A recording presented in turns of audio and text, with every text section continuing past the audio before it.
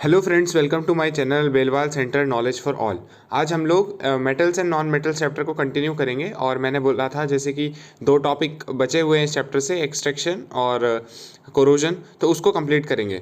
तो सबसे पहले जान लेते हैं कि एक्सट्रैक्शन ऑफ मेटल होता क्या है। एक्चुअली जो हमारे पास मेटल प्रेजेंट है हमारी अर्थ में, वो किसी ना किसी फॉर्म में या तो फिर मिले हुए होते हैं दूसरे एलिमेंट्स के साथ। जैसे कि अगर मैं बात करूं, जो हमने रिएक्टिविटी सीरीज ऑफ मेटल पढ़ा था, उसमें जो ज़्यादा रिएक्टिव एलिमेंट्स या फिर मेटल्स थे वो किसी ना किसी नॉन मेटल या एलिमेंट के साथ मिले हुए होते हैं। जैसे कि ऑक्साइड और भी हो सकता है, या फिर सल्फेट भी हो सकता है, या फिर कार्बोनेट के साथ भी मिला हुआ हो सकता है। तो ये सारी चीज़ें हैं जिनके साथ वो मिले हुए होते हैं। अब हम उनको एक्सट्रैक्ट करते हैं मेटल्स को प्रोफिशिएंटली, और इसी प्रोसेस को हम मेटलर्जी भी बोलते हैं। यहाँ पे मैंने लिखा हुआ है, तो extraction of metal is known as metallurgy. Friends, जिससे हम मेटल को एक्सट्रैक्ट करते हैं, जिस कंपाउंड से, सपोज ये वाला कंपाउंड मेरे पे ऐसा पड़ा हुआ है, धरती पे से मैंने निकाला इसको, और यहाँ से मुझे कुछ मेटल निकालना है, सपोज Na, सोडियम निकालना है इससे। तो जो ये कंपाउंड होगा ना, इसी को हम ओर बोलेंगे। और क्या होता है एक्चुअली, और एक ऐसा कंपाउंड है जिससे हम किसी भी मेटल को प्रोफिशिएंटली निकाल सकते हैं, या फिर बोलो एफिशिएंटली निकाल सकते हैं। सपोज मैंने एक पत्थर का टुकड़ा उठाया, ज़मीन में मिला मुझे, ठीक है, और उस टुकड़े से मैं चाहता हूँ कि मुझे सोडियम निकालना है। जो भी सोडियम होगा उसको मैं एक्सट्रैक्ट करूँगा, कोई ना कोई प्रोसेस होगी जिस प्रोसेस से मैं उसको कंप्लीट करूँगा।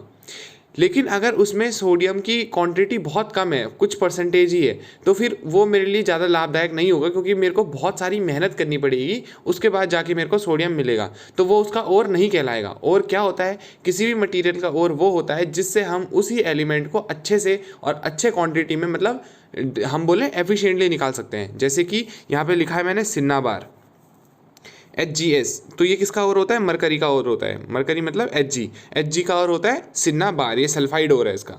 और अगर बात करें एक और मैं आपको बता दूं, बॉक्साइट, ये होता है एल्यूमिनियम का और, BAUXIT, ये किसका होता है, एल्यूमिनियम का और होता है। तो इस तरीके से हमें ये दो आप याद रखो, ये दोनों ही इंपॉर्टेंट है जो कि एग्जाम्स में पूछा जाता है। तो और आपको समझ में आ गया, आगे चलते हैं। देखो, सबसे पहले जब हमारे पास और मिल जाएगा तो हम उसका कंसंट्रेशन करेंगे, या फिर एनरिचमेंट बोलेंगे। सबसे पहली स्टेप क्या होता है, ये स्टेप मैंने यहाँ पे लिखा हुआ है। सबसे पहला स्टेप होता है concentration of ore. Concentration of ore का मतलब मैंने जैसे बोला, इसको हम एनरिचमेंट ऑफ ओर भी बोलते हैं। मतलब ओर को पहले साफ करना है।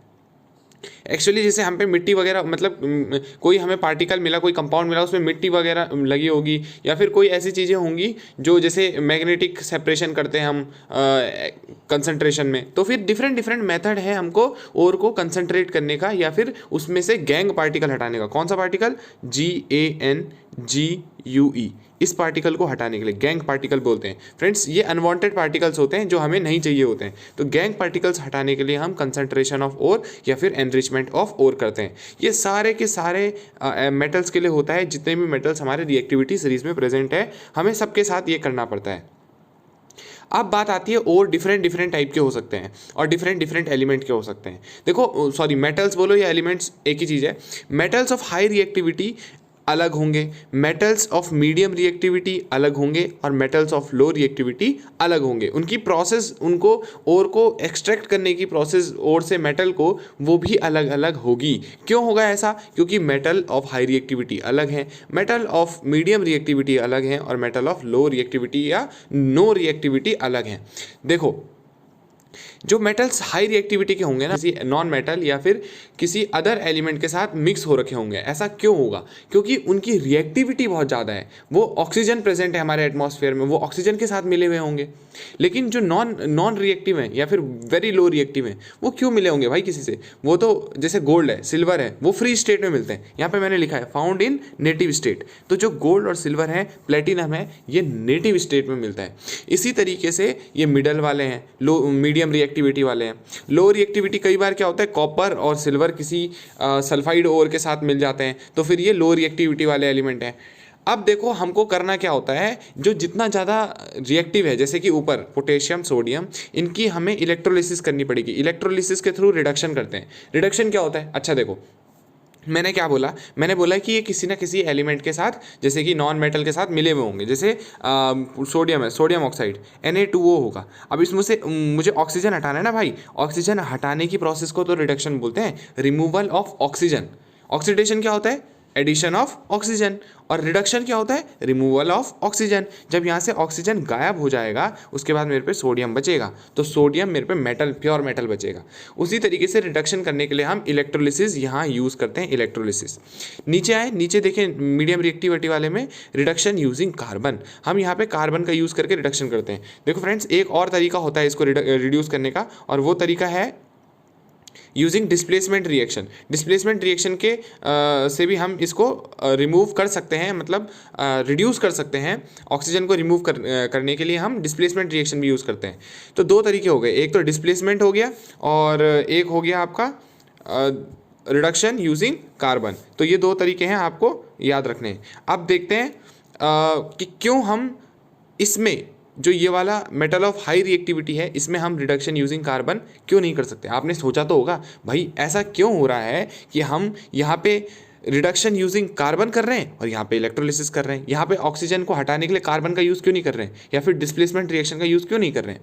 देखो फ्रेंड्स, ऐसा इसलिए होता है क्योंकि जो ये एलिमेंट्स है ना, सोडियम, पोटेशियम, कैल्शियम, इनकी affinity for oxygen, the affinity for oxygen is more from carbon, मतलब कार्बन से ज़्यादा है किसकी एफिनिटी, इनकी एफिनिटी किसके लिए, ऑक्सीजन के लिए। मतलब केमिस्ट्री में होता क्या है, जिसकी एफिनिटी ज़्यादा होगी वो उसके साथ कंपाउंड बनाएगा। अब सोडियम की एफिनिटी ऑक्सीजन के साथ ज़्यादा है तो मतलब Na2O ज़्यादा स्ट्रॉन्ग कंपाउंड है, और कार्बन CO2 या फिर जो भी बोलो ये लेस स्ट्रॉन्ग कंपाउंड है।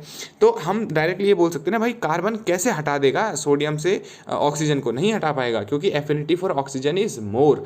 तो यहाँ पे हम इसलिए इलेक्ट्रोलिसिस यूज़ करते हैं, ना कि रिडक्शन यूजिंग कार्बन।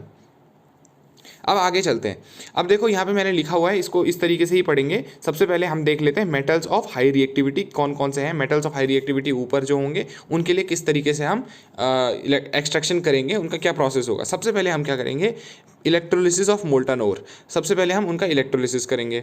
इलेक्ट्रोलिसिस क्या होता है, इलेक्ट्रोलिसिस में हम एक में कैथोड रखते हैं, एक साइड में एनोड रखते हैं, और जो ओर होगा उसको पिघला के मोल्टन ओर को यहाँ पे रखेंगे और इलेक्ट्रिसिटी पास कराएंगे इसके थ्रू। तो क्या होगा, जो मड होगा वो नीचे सेटल हो जाएगा, जो गंदगी होगी नीचे सेटल हो जाएगी, प्योर एलिमेंट एक साइड चले जाएंगे। जैसे कि मैं आपको यहाँ पे दिखाता हूँ, आप इसको देखें, ये तो इलेक्ट्रोलिटिक रिफाइनिंग है फ्रेंड्स, इसको हम बोलते हैं इलेक्ट्रोलिटिक रिफाइनिंग। ये लास्ट प्रोसेस होती है, लेकिन इलेक्ट्रोलिटिक रिफाइनिंग है, ये लास्ट प्रोसेस है, लेकिन इसी तरीके से हम इलेक्ट्रोलिसिस ऑफ ओर करते हैं सबसे पहले। ठीक है, आओ वापस चलते हैं, वापस देखते हैं। ये है यहाँ पे, और इसको जैसे कि आप देख सकते हैं मैंने लिखा है इलेक्ट्रोलिसिस ऑफ मोल्टन ओर। सबसे पहले हम इलेक्ट्रोलिसिस करेंगे तो हम पे प्योर मेटल मिल जाएगा। हमें ज़्यादा डिटेल में नहीं पढ़ना है, हमें सिर्फ समझना है कि प्रोसेस किस तरीके से हो रही है। तो हाई रिएक्टिविटी वाले मेटल का इलेक्ट्रोलिसिस करेंगे और वहाँ से प्योर मेटल मिल जाएगा। प्योर मेटल मिलेगा। अगर नहीं मिला है प्योर मेटल तो हम प्योरीफिकेशन करेंगे उसका यूजिंग इलेक्ट्रोलिटिक रिफाइनिंग या फिर इलेक्ट्रोलिटिक मेथड यूज़ करके हम उसको प्योर करेंगे। और ज़्यादा ये ज़्यादा इंपॉर्टेंट नहीं था। सबसे इंपॉर्टेंट जो अब हम पे आएगा वो है मीडियम रिएक्टिविटी वाले मेटल्स का। जो मीडियम रिएक्टिविटी वाले मेटल्स होते हैं वो मोस्टली कार्बोनेट ओर में होते हैं प्रेजेंट, या फिर फ्रेंड्स सल्फाइड ओर में प्रेजेंट होते हैं। देखो कार्बोनेट ओर क्या हो गया, जैसे कि अगर मैं एग्जांपल दूं ZnCO3 जिंक कार्बोनेट, और यहाँ सल्फाइड ओर दूं ZnS जिंक सल्फाइड, तो ये सल्फाइड ओर है। अब ZnCO3 से हमें Zn बनाना है और ZnS से हमें Zn बनाना है, मतलब मेटल को एक्सट्रैक्ट करना है। तो सबसे पहले जो कार्बोनेट होगा और कार्बोनेट ओर होगा फ्रेंड्स, उसमें हम क्या करते हैं, कैल्सिनेशन करते हैं। अच्छा, कैल्सिनेशन क्या होता है, कैल्सिनेशन का मतलब ये होता है कि इसको आग में रख देना या फिर इसको हीट करना in the less amount of air या फिर इनसफिशिएंट अमाउंट ऑफ एयर। और रोस्टिंग क्या होता है कि burning sulphide ore in the presence of air, मतलब सफिशिएंट एयर हम इसको प्रोवाइड करेंगे और फिर इसको हीट करेंगे। लेकिन या बर्न बोलो या हीट बोलो, इसको हम लेस अमाउंट, इनसफिशिएंट अमाउंट में, कार्बोनेट ओर को हम इनसफिशिएंट अमाउंट में हीट करते हैं, लेकिन सल्फाइड ओर जिसके हम रोस्टिंग करते हैं उसको हम सफिशिएंट अमाउंट में हीट करते हैं, सफिशिएंट अमाउंट ऑफ ऑक्सीजन में हीट करते हैं। देखो बहुत सिंपल है, याद रखना, सी से कार्बोनेट आता है, सी से कैल्सिनेशन आता है। तो कार्बोनेट और कैल्सिनेशन आप डायरेक्ट याद कर सकते हो। तो मतलब कार्बोनेट ओर की कैल्सिनेशन होती है और सल्फाइड ओर की रोस्टिंग होती है। रोस्टिंग और कैल्सिनेशन में फ़र्क सिंपल है, मैंने अगेन रिपीट करता हूँ। रोस्टिंग का मतलब है जैसे हम भूनते हैं ना किसी चीज़ को, रोस्ट करना, क्या कर रहे हैं हम, उसको हीट कर रहे हैं इन the presence of air, in the sufficient supply of air. लेकिन कैल्सिनेशन में जस्ट उसका उल्टा होगा, बस इतनी सी बात हमें याद रखनी है। अब ऐसा क्यों करते हैं हम, ऐसा इसलिए करते हैं ताकि ZnCO3 से हमें ZnO प्राप्त हो और ZnS से भी हमें ZnO जिंक ऑक्साइड मिल जाए। अब जब जिंक ऑक्साइड मिलेगा, यहाँ पे दोनों में ऑक्साइड ओर ऑफ मेटल मिल जाएगा, ऑक्साइड ऑफ मेटल मिलेगा, उसके बाद हम रिडक्शन करते हैं उसका, reduction of metal, reduction to metal, मतलब उसको यहाँ से ऑक्सीजन हटा देंगे, भाई भाग जाओ ऑक्सीजन। अब तुम सोच रहे होंगे भाई ये डबल डबल प्रोसेस क्यों करी, यहाँ से डायरेक्ट CO3 हटा देते, यहाँ से डायरेक्ट S हटा देते। देखो फ्रेंड्स, नहीं हो सकता, क्योंकि जो कार्बोनेट ओर होते हैं, जिंक सल्फाइड ओर हो गया, जो कार्बोनेट या सल्फाइड ओर होते हैं, इनका रिडक्शन करना हार्ड होता है, they are hard to reduce. लेकिन जो ऑक्सीजन है ना, जैसे ZnO है, उसका रिडक्शन करना बहुत ईजी है। हम कैसे करते हैं रिडक्शन, मैंने यहाँ पे साफ साफ आपको लिख के दिखाया, रिडक्शन यूजिंग कार्बन। तो कार्बन डालेंगे, जैसे ZnO है, ZnO plus C gives Zn plus CO2। यहाँ पे हम यहाँ 2 लिखेंगे, यहाँ पे भी आपका 2Zn आ जाएगा। तो इस तरीके से आपका ये सिंपल सा रिडक्शन रिएक्शन हो गई। यहाँ पे क्या किया, कार्बन ने जिंक ऑक्साइड को रिड्यूस कर दिया, अपने में ऑक्सीजन ऐड कर लिया, जिंक अलग हो गया। अब हम पे ये जिंक जो आपको दिख रहा है, ये मेटल हम पे एक्सट्रैक्ट हो चुका है, reduction to metal, metal reduce हो चुका है। ये बहुत इजी होता है रिड्यूस करना, इसलिए हम पहले इसको ऑक्सीजन में कन्वर्ट करते हैं, फिर उसके बाद रिड्यूस करते हैं, ना कि डायरेक्टली रिड्यूस करते हैं। देखो मैंने आपको क्या बताया, रिडक्शन यूजिंग कार्बन भी होता है और एक रिडक्शन यूजिंग और डिस्प्लेसमेंट रिएक्शन भी होती है। देखो डिस्प्लेसमेंट रिएक्शन जो एक अभी मैं आगे आपको बताऊंगा वो इंपॉर्टेंट है, आप इसको माइंड में रखें, आगे बताऊंगा मैं आपको। फ्रेंड्स देखो अब चलते हैं इसी प्रोसेस में आगे। जब मेटल रिड्यूस हो गया, मतलब जैसे जिंक आ गया हम पे, अब जिंक मिल गया, जिंक सल्फाइड या जिंक कार्बोनेट से अब हम पे जिंक आ चुका है। अब ये जिंक प्योर नहीं होगा फ्रेंड्स, इसको हमें प्योर करना पड़ेगा by using electrolytic method. Again purification of metal कैसे करेंगे, इलेक्ट्रोलिटिक मेथड, इलेक्ट्रोलिटिक मेथड करेंगे। देखो मैं आपको दिखा देता हूँ एक बार, यही वाला प्रोसेस है जो मैंने आपको अभी अभी एक्सप्लेन करा था, बिल्कुल सेम तरीके से आपको इसको करना है। इलेक्ट्रोलिटिक रिफाइन में क्या होगा कि एनोड रखेंगे और कैथोड रखेंगे, ठीक है। एनोड क्या होगा, इम्प्योर मेटल होगा, कैथोड एनोड सॉरी, और कैथोड क्या होगा, थिन होगा, प्योर मेटल उसी चीज़ का होगा। जैसे मेरे को जिंक का करना है या सिल्वर का करना है, सपोज मैं सिल्वर का समझाता हूँ आपको, तो ये एनोड सिल्वर का है, इम्प्योर सिल्वर है, और ये प्योर सिल्वर की प्लेट है पतली सी। जैसे यहाँ पे तो इन्होंने कॉपर का करा हुआ है, तो ये कॉपर का पतला सा प्लेट होगा, और ये कॉपर इम्प्योर मेटल, जो कॉपर हमें अभी एक्सट्रैक्ट हुआ था हमारा रिडक्शन के थ्रू, वो कॉपर है। अब हम इसका इलेक्ट्रोलिटिक रिफाइनिंग करेंगे। जो यहाँ पे पानी दिख रहा है आपको ब्लू कलर का, ये भी कॉपर सल्फेट है या फिर कॉपर से ही बना हुआ कोई सॉल्यूशन है, ठीक है, ये कॉपर सल्फेट होगा। अब होगा क्या, यहाँ से जो कॉपर के आयंस होंगे Cu2+ आयंस, वो यहाँ पे निकलेंगे, एनोड से बाहर निकलेंगे, और एनोड से बाहर निकलने के बाद इनका क्या होगा, ये जाएंगे किस पे, कैथोड पे, और कैथोड पे जाके चिपक जाएंगे। तो कैथोड धीरे धीरे करके मोटा होता जाएगा, एनोड पतला होता जाएगा, और इसकी जो गंदगी है वो नीचे निकल जाएगी, जिसे हम बोलते हैं एनोड मड। फ्रेंड्स क्या बोलते हैं, एनोड मड बोलते हैं, इसको आपको ध्यान रखना है। एनोड मड निकल जाने के बाद जो हम पे कैथोड आ चुका है वो बिल्कुल प्योर स्टेट में है, प्योर स्टेट में, ठीक है। चलो इतना हो गया, अब हमें समझ में आ गया कि कौन सा क्या है। तो फ्रेंड्स चलो आगे बढ़ते हैं और आगे समझते हैं यहाँ पे मेटल्स ऑफ लो रिएक्टिविटी वाले। अब जो मेटल्स ऑफ लो रिएक्टिविटी वाले होते हैं उनको हम किस तरीके से करते हैं, एक्सट्रैक्ट, ठीक है। मेटल्स ऑफ हाई रिएक्टिविटी समझ लिया, मीडियम रिएक्टिविटी समझ लिया क्या क्या करना है। अब हम समझते हैं लो रिएक्टिविटी वाले। जो लो रिएक्टिविटी वाले मेटल्स होते हैं ना, वो मोस्टली सल्फाइड ओर्स में प्रेजेंट होते हैं, जैसे कॉपर सल्फाइड CuS, ठीक है, सिल्वर सल्फाइड Ag2S, ठीक है, ये होता है। ये आपको अभी पढ़ेंगे आगे, सिल्वर सल्फाइड, ये बहुत इंपॉर्टेंट कंपाउंड है जो कि हमारे CDS के प्रीवियस ईयर में, अभी ये शायद पिछले ही साल पूछा गया है, ठीक है। सल्फाइड और हम पढ़ेंगे। तो जो लो रिएक्टिविटी वाले हैं ये आपको मेनली दो ध्यान रखने हैं, कॉपर सल्फाइड और सिल्वर सल्फाइड। ये सल्फाइड ओर में प्रेजेंट होते हैं। अब जब सल्फाइड ओर है, आपको पता है सल्फाइड जो ओर होगा उसका क्या करते हैं, यहाँ पे लिखा हुआ है ना रोस्टिंग, तो सेम यहाँ पे भी रोस्टिंग करनी है। रोस्टिंग करेंगे, रोस्टिंग करने के बाद हमें क्या मिलेगा, मेटल मिल जाएगा। कौन सा मेटल मिल जाएगा, जिसकी हमने रोस्टिंग करी है भाई, जिसके ओर की, जैसे कॉपर सल्फाइड की करी थी तो कॉपर मिल जाएगा, ठीक है, कॉपर मिल गया। अब ये कॉपर मेटल मिल गया तो फिर इसकी वापस से रिफाइनिंग कर लेंगे। कौन सी रिफाइनिंग कर लेंगे, प्यूरिफिकेशन ऑफ मेटल, जैसे हमने यहाँ पे करा था ना इलेक्ट्रोलिटिक रिफाइनिंग, सेम रिफाइनिंग हम यहाँ पे भी कर लेंगे। तो इसमें भाई फर्क क्या हुआ मीडियम और लो रिएक्टिविटी वाले में, देखो मीडियम रिएक्टिविटी वाला जो था उसमें हमें क्या करना पड़ा था, रोस्टिंग के बाद हमें ऑक्साइड ऑफ मेटल मिला था और ऑक्साइड का रिडक्शन करना पड़ा था, ठीक है। लेकिन यहाँ पे रोस्टिंग के तुरंत बाद ही हमें मेटल मिल चुका है, आपको ये ध्यान रखना है, इतना सा डिफरेंस है। तो यहाँ पे हम पे सारे के सारे आ चुके हैं कि किस तरीके से हमें पता लग गया कि भैया क्या क्या किस तरीके से हमें एक्सट्रैक्शन ऑफ मेटल करना है। मैंने आपको बता दिया, सिन्नाबार याद रखो, बॉक्साइट ओर याद रखो। बॉक्साइट किसका है? एल्यूमिनियम का। ठीक है, ये सारी की सारी चीज़ें थी जो कि एक्सट्रैक्शन ऑफ मेटल में थी। और भी बहुत सारी चीज़ें हैं जो हम पढ़ सकते हैं एक्सट्रैक्शन ऑफ मेटल में, लेकिन हमारे एग्जाम पर्सपेक्टिव से जो जो पूछा जाता था वो मैंने आपको क्लियरली एक्सप्लेन कर दिया है। अब जो हम पे टॉपिक है, मैंने आपको बताया था सेकेंड इंपॉर्टेंट टॉपिक, वो है हमारा कोरोजन। लेकिन कोरोजन से पहले मैंने आपको एक चीज़ बताई थी कि डिस्प्लेसमेंट रिएक्शन यूज़ कर सकते हैं हम किसके लिए? For reduction. डिस्प्लेसमेंट रिएक्शन, देखो डिस्प्लेसमेंट रिएक्शन यूज होती है फॉर रिडक्शन। रिडक्शन किसका होगा? ऑक्साइड ऑफ मेटल का रिडक्शन होगा। पहले हम सल्फाइड या कार्बोनेट से उसको ऑक्साइड बनाते हैं। क्यों बनाते हैं? क्योंकि ऑक्साइड्स और आर इजी टू रिड्यूस। फिर उसको रिड्यूस करते हैं। रिड्यूस करने के दो तरीके बताए थे। पहला तरीका यूजिंग कार्बन, दूसरा तरीका यूजिंग डिस्प्लेसमेंट रिएक्शन। अब डिस्प्लेसमेंट रिएक्शन आपको नहीं पता है तो मैं आपको वीडियो की डिस्क्रिप्शन में लिंक दे दूंगा अपनी पुरानी वीडियो की, आप उसको देखो और आप उससे समझ जाओगे व्हाट इज डिस्प्लेसमेंट रिएक्शन। देखो डिस्प्लेसमेंट रिएक्शन यहाँ पे इसलिए इंपॉर्टेंट हो जाता है क्योंकि यहाँ पे एक थर्मिट प्रोसेस आती है। थर्मिट प्रोसेस क्या होती है भैया? देखो थर्मिट प्रोसेस बहुत ज़्यादा इंपॉर्टेंट प्रोसेस है।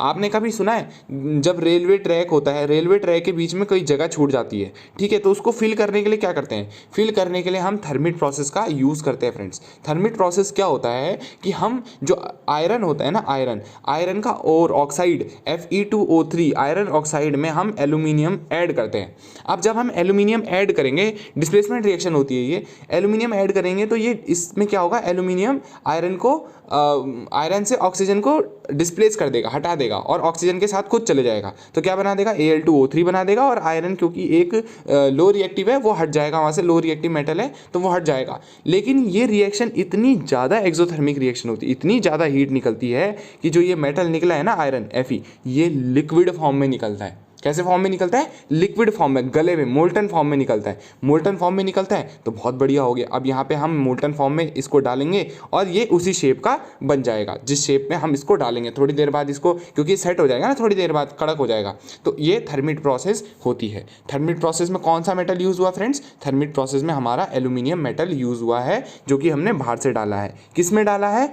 Fe2O3 में। क्यों डाला है? क्योंकि इससे आयरन बनेगा Fe इन द लिक्विड या फिर मोल्टन फॉर्मेट, जो कि हमारे थर्मिट प्रोसेस में काम आएगा। इसी रिएक्शन को हम थर्मिट रिएक्शन बोलते हैं। और अच्छा, ये लिक्विड मोल्टन फॉर्म में क्यों निकला? क्योंकि भैया ये रिएक्शन बहुत ज़्यादा एक्सोथर्मिक थी, बहुत हीट निकलनी थी इससे, और उस हीट के चक्कर में जो आयरन है वो पिघल गया।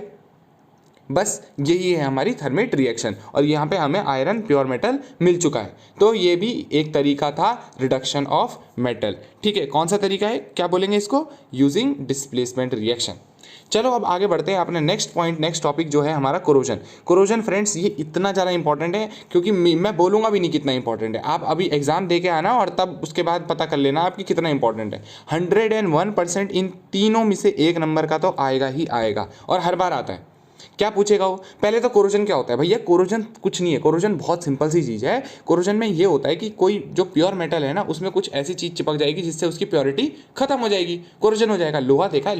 लोहे में क्या होता है? और उसमें मॉइस्चर वगैरह जो एयर में प्रेजेंट होता है उसके चक्कर में उसमें जंग लग जाता है ना, एक रेडिश ब्राउन कलर की जो चीज़ होती है उसके चारों तरफ लग जाती है, फिर उसके चक्कर में जंग लग जाता है।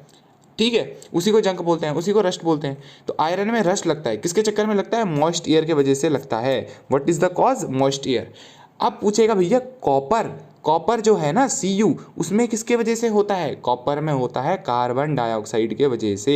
भैया कॉपर में कार्बन डाइऑक्साइड चिपकती है तो क्या बन जाता है? CuCO3, copper carbonate. और इसका कलर पूछेगा तो भैया बताना क्या कलर है इसका? इसका कलर है ग्रीन। फ्रेंड्स ये बहुत ज़्यादा इंपॉर्टेंट है। तो पूछेगा कि what is the colour change when copper get corroded? तो कॉपर जब कोरोजन होता है कॉपर में तो वो ग्रीन कलर का हो जाता है। क्यों हो जाता है? क्योंकि वो कार्बन डाइऑक्साइड के साथ चिपकेगा और कॉपर कार्बोनेट बन जाएगा। तो हमें तीन चीज़ें ध्यान रखनी है। पहली, किसके साथ कॉपर चिपकेगा? कार्बन डाइऑक्साइड के साथ, क्या बन जाएगा? दूसरा, कॉपर कार्बोनेट। और तीसरी चीज़ कि किस कलर का होता है ये? भैया ग्रीन कलर का होता है। और ऐसा ही सिल्वर के साथ भी होता है। सिल्वर के साथ क्या होता है? सिल्वर जो है ना, सिल्वर किसके साथ मिलेगा? Sulphur gas that is present in our atmosphere या फिर एयर। हमारे एयर में सल्फर गैस होगी ना, सल्फर गैस S, ये जो सल्फर गैस है इसके साथ मिलेगा और सिल्वर सल्फाइड बना देगा। सिल्वर सल्फाइड का फॉर्मूला भी याद रखना है क्योंकि पिछली बार जो पूछा गया था वो फॉर्मूला ही पूछा गया था। What is the correct formula? AgS दिया था, AgH2 दिया था, ठीक है, इस तरीके से दिया था, Ag2S दिया था। तो आपको ये ध्यान रखना है कि Ag2S is the correct formula. ये क्या है? सिल्वर सल्फाइड का फॉर्मूला है। अच्छा भैया इसका कलर क्या होगा? जैसे इसका ग्रीन था तो इसका क्या होगा? ब्लैक, BLACK, ब्लैक, इसका ग्रीन, ठीक है। और इसका तो आपको बताने की जरूरत नहीं है, ये है रेडिश, रेड बोल लो, रेडिश ब्राउन भी बोल सकते हैं इसको, ठीक है। तो आप इसको नोट डाउन कर सकते हैं, रेडिश ब्राउन, ग्रीन और ब्लैक। फ्रेंड्स ये बहुत ज़्यादा इंपॉर्टेंट है, ठीक है, इसको तो आप नोट जरूर करो और शेयर भी करते रहो वीडियो। यार आप लोग शेयर नहीं करते हो बिल्कुल नहीं वीडियो को, और इसको फ्रेंड को दो, जितने भी फ्रेंड्स तैयारी कर रहे हैं। अब तो बहुत पास आ चुका है एग्जाम, अब क्यों वेट कर रहे हो, ठीक है। तो इसको शेयर करो। अब आगे चलते हैं प्रिवेंशन। देखो कोरोजन होगा तो होगा ना, धरती पे कुछ ना कुछ ऐसी चीज़ें जो अपने आप होंगी, लेकिन उसको हमें प्रिवेंट करना है। सपोज नेचुरल कैलेमिटी आती है तो उसको बचाने के लिए भी तो हम बहुत कुछ करती है हमारी सरकार, डिजास्टर मैनेजमेंट करती है कि नहीं करती है। उसी तरीके से कोरोजन होगा तो हमें प्रिवेंशन भी तो करना है। अब प्रिवेंशन आपसे बढ़िया कौन जान सकता है? साइकिल में पेंट कर देना, साइकिल की चेन में ऑयलिंग कर देना, ग्रीसिंग कर देना, तो ये सारे रस्ट से तो बचाता है भाई। अब हमें जो नई चीज़ है वो समझनी, गैल्वेनाइजिंग और मेकिंग एलॉयज। अच्छा पहले गैल्वेनाइजिंग क्या होता है? गैल्वेनाइजिंग में कुछ नहीं करना है हमें। गैल्वेनाइजिंग में जो आयरन है उसके ऊपर जिंक की कोटिंग कर देते हैं। किसकी कोटिंग? जिंक की, Zn की कोटिंग। तो पूछेगा भैया गैल्वेनाइजिंग में कौन सा मेटल यूज होता है? तो सिंपल सी बात है यार, गैल्वेनाइजिंग में हम जिंक की कोटिंग लगाते हैं किसी भी चीज़ के ऊपर। तो जब जिंक की कोटिंग लग जाएगी तो फिर उसके बाद आगे रिएक्शन नहीं होगी, वो फर्दर रिएक्शन नहीं करेगा, वो प्रिवेंट हो जाएगा फ्रॉम कोरोजन, ठीक है। पेंटिंग पुटिंग आपको सब पता है। अब देख लेते हैं मेकिंग एलॉयज, जो कि बहुत ज़्यादा इंपॉर्टेंट और फेवरेट टॉपिक है किसी भी एग्जाम में पूछने के लिए, स्पेशली जो आने वाला CDS का पेपर है हमारा।